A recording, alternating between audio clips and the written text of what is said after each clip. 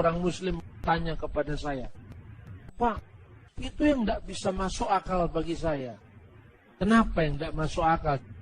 Jangan-jangan tidak masuk di akal, bukan tidak masuk akal. Kok firman jadi manusia, Pak? Sampean percaya nggak dengan nuzulul Quran? Firman turun jadi buku. Nuzulul Quran itu kan firman turun jadi buku.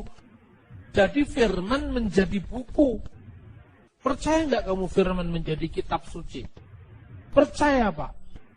Loh, kalau firman turun jadi buku aja kamu percaya. Buku itu benda mati. Masa firman jadi manusia kamu tidak percaya? Langsung dia diam. Iya ya Pak, iya makanya jangan kritik orang. Kritik orang itu kan gampang. Firman menjadi buku kamu bisa percaya. Tapi kan nggak pernah kami mengatakan Quran itu Tuhan. Justru itu masalahnya. Sesuatu yang bukan ciptaan itu apa? Sesuatu yang bukan ciptaan itu kan pasti pencipta. Di dunia itu hanya ada dua. Pencipta, ciptaan. Kholik, makhluk. Tidak ada yang di tengah-tengah. Saudara muslim kita ini percaya Al-Quran itu nggak diciptakan. Karena dia firman Allah. Karena apa? Allah menciptakan dengan firman-Nya. Tidak mungkin firman diciptakan. Makanya doktrin ahli sunnah wal jamaah yang diklaim oleh NU itu memperkenalkan ungkapan man qala innal Qur'an makhlukun fahuwa kafir. Barang siapa yang mengatakan Al-Quran itu diciptakan, maka dia kafir. Tentu bukan kertasnya yang nggak diciptakan. Kertasnya kan made in Probolinggo pabrik leces Padalarang. Kertas itu kan ciptaan pabrik. Apakah firman Allah itu ciptaan pabrik? Oh bukan, Pak. Bukan kertasnya yang disebut bukan ciptaan. Lalu apanya? Firman Allah yang terkandung di dalamnya. Nah sekarang saya balik. Yang disebut Yesus sebagai putra itu bukan kemanusiaan yang bisa mati. Kemanusiaannya bisa mati. Tapi firman Allah yang adalah Allah tidak bisa mati. Sama dengan kamu bilang. Quran itu ada kalam yang kekal. Kalam nafsi. Yang qaimah bidzatillahi ta'ala. Yang melekat pada Allah. Tetapi ada kalam lafaz yang turun jadi buku. Turun jadi buku itu mati. Bisa hilang, bisa terbakar. Tapi firman Allah tidak bisa terbakar. Itu dia tetap aja nggak bisa ngerti-ngerti. Saya kutipkan hadis. Ini ada hadis. Aisyah ditanya, apakah ada ayat-ayat tentang rajam? Ada. Tapi ayat-ayat itu dulu kan Al-Quran belum dijilid jadi buku.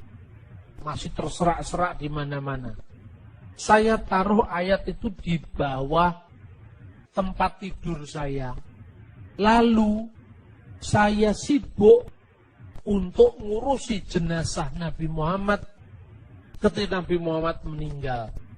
Tiba-tiba ada kambing masuk memakan ayat tadi.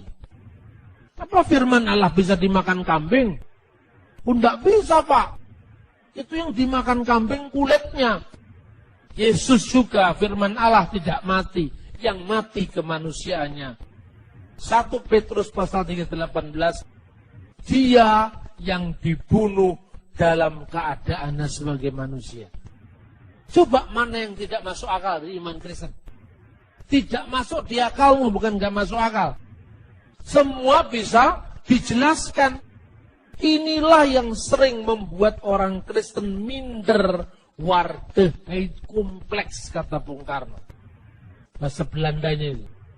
Orang itu minder begitu ditanya tentang Tritunggal. Dia menghindar. Jangan dipikir dengan akal. Pada akalnya yang belum memikir. Ketika ditanya tentang ketuhanan Yesus, dia menghindar. Ini waktunya kita menjelaskan karena iman timbul dari berita. dan berita atas sabda Tuhan. Maka beritanya diperjelas. Kenapa selama ini tidak jelas? Karena gereja membangun mental sektarian. Katolik lawan Protestan.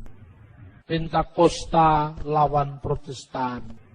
Karismatik lawan Pentakosta. Ini yang membuat kita tidak pernah berpikir bagaimana menciptakan teologi yang kontekstual.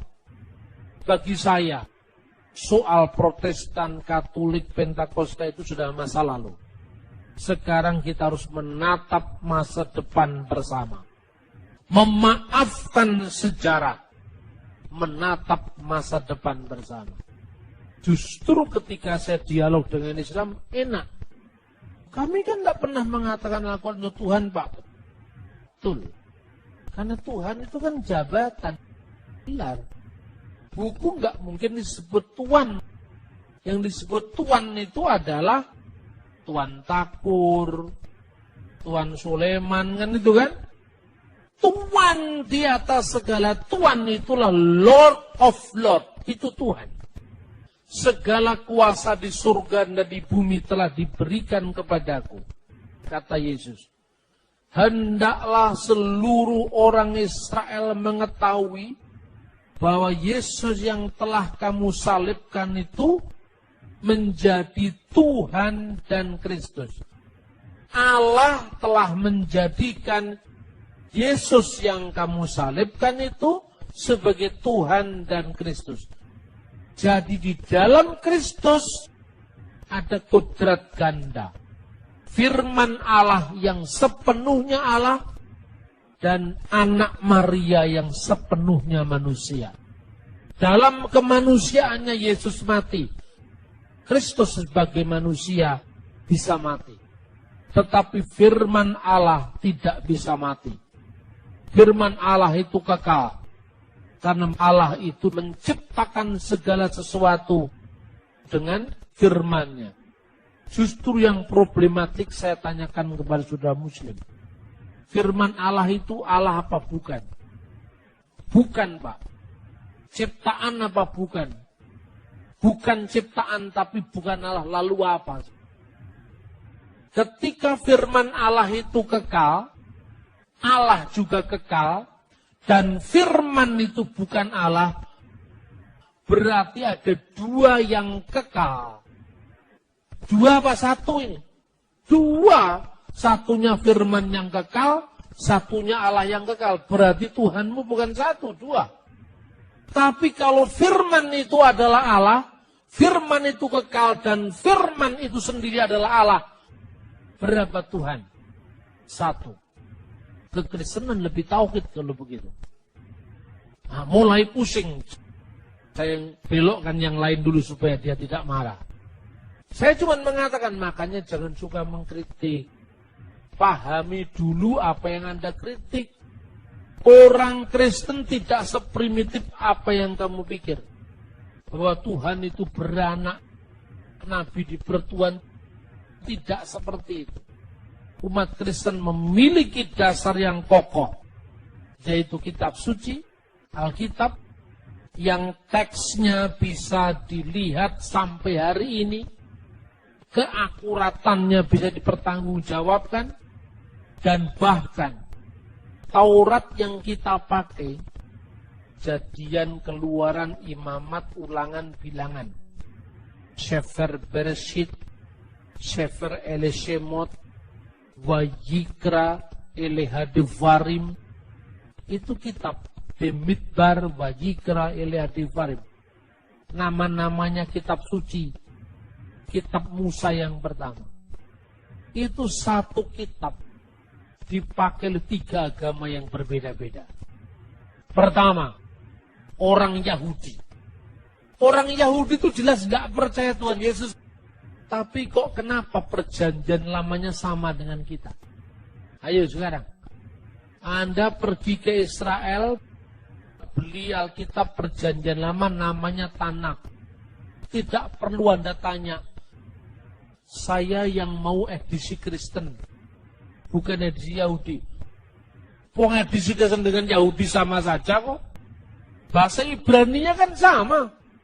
Terjemahannya mungkin Yahudi beda. Misalnya dia menerjemahkan Wiruah Elohim merakefet alfini hamayim. Dia menerjemahkan dan angin dari Allah melayang-layang di atas permukaan air. Karena kata ruah juga bisa berarti angin. Tetapi ketika ruah diartikan angin dari Allah, orang Yahudi hanya menghindari supaya tidak ada doktrin Roh Kudus. Padahal kata dari nggak ada di situ. Yang ada Wiruah Elohim, dan ruah itu ada roh Elohim Allah, roh Allah. Karena orang Yahudi menghindari doktrin Roh Kudus, maka dibuanglah kata-kata ruah, diganti dengan angin. Tapi teks aslinya tetap Wiruah Elohim merakefet alfini hamayim. Orang Yahudi menolak Yesus, tapi dia tetap tidak bisa menolak kata Emmanuel dalam Yesaya pasal 7 ayat 14. Orang Yahudi bisa menolak Yesus sebagai Tuhan dan Juru Selamat. Tetapi nubuat hamba Tuhan yang menderita, Yesaya 53, tetap ada di kitabnya orang Yahudi. Dua agama berpisah 2000 tahun, tapi kitabnya sama.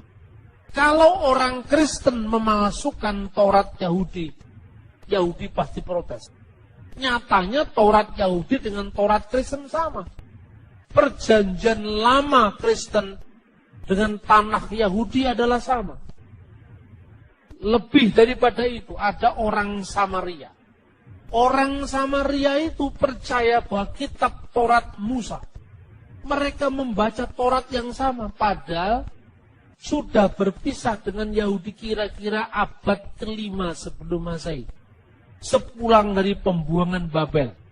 Karena orang-orang Samaria ini orang Yahudi yang menikah dengan 5 suku di Asur, mereka ditolak dalam pembangunan Bait Allah yang kedua. Tetapi Tauratnya masih Taurat Samaria. Taurat yang sama dengan Taurat Yahudi, sama dengan perjanjian lama Kristen. Khususnya kelima kitab Taurat yang pertama. Kejadian 1 ayat 1. Yahudi, Kristen, Samaria membacanya sama. Bereshit bara Elohim et hasamayim ve'esa'aret. Pada mulanya Allah menciptakan langit dan bumi. Sekarang saya bertanya, Islam percaya Taurat? Percaya, tapi Taurat mana? Taurat yang ada di angan-angan. Karena dia percaya adanya kitab Taurat. Tapi begitu ada kitab Taurat, mereka menolak kitab itu. Katanya palsu. Kalau ini palsu, mana yang asli tunjukkan? Semua kitab Taurat di tangan Yahudi, di tangan Kristen, di tangan Samaria adalah Taurat yang sama. Inilah pentingnya kita memahami akar iman kita, agar iman kita tidak dilecehkan. Bahkan orang berbalik untuk mendukung karena melihat kebenaran ada di dalam Alkitab, firman Allah yang mencatat tentang peristiwa-peristiwa, tentang firman yang menjadi manusia. Kiranya Tuhan semakin menambah pengetahuan kita, mencerahkan kita, agar firman Allah semakin menguatkan hidup iman percaya kita di dalam Yesus Kristus.